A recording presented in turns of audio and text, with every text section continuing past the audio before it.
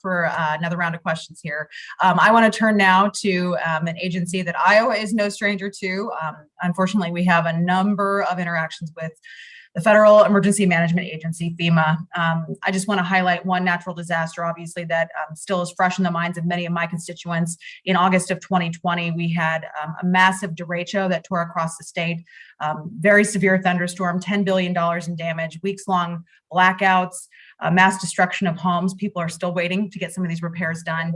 And as you can tell, it really caused a lot of loss for lives and livelihoods in Iowa. So as we're having this discussion, FEMA, they obviously were on the ground.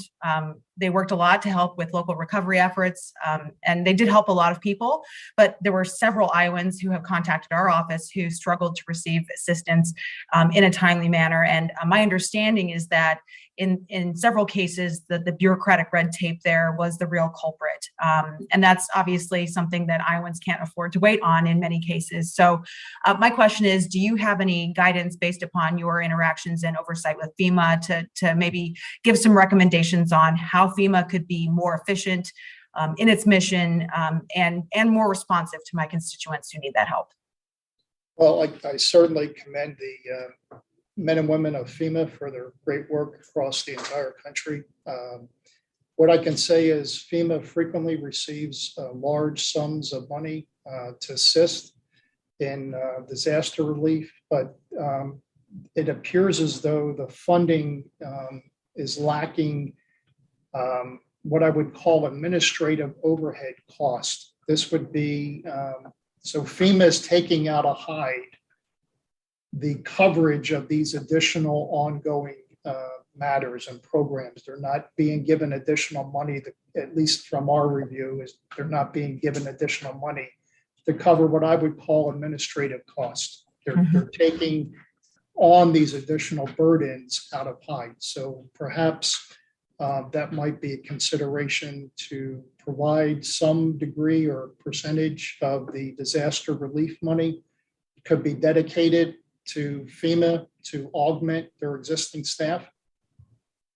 Yeah, because obviously this part of their mission at the core is really critical. People need those assistance dollars coming in. And I know in our earlier conversation this week, we talked about all of the different ways that FEMA is being stretched, much like many different departments under Department of Homeland Security. So can you talk a little bit more about the oversight that you have done?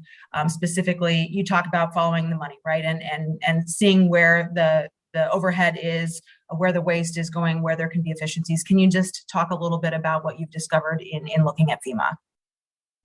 Right now, we got 21 ongoing FEMA audits. They're covering a wide variety of issues related to funeral assistance, lost wages, workforce management, property acquisition, et cetera, et cetera.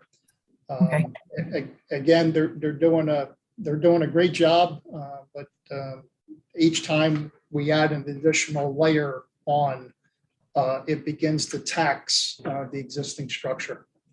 Yeah. And one of my biggest concerns going forward is making sure that they can provide what I think everybody deems as an important mission, which is that disaster assistance. And as we come into a very severe weather season, we lost 7 Iowans just a few weeks ago to tornadoes, and many homes were damaged as well. So definitely top of mind for Iowans and many Americans as well. So I want to thank you for coming before us today. And I think I'll have some questions for round 3, Madam Chair. But for now, I yield back. Thank you. Thank you.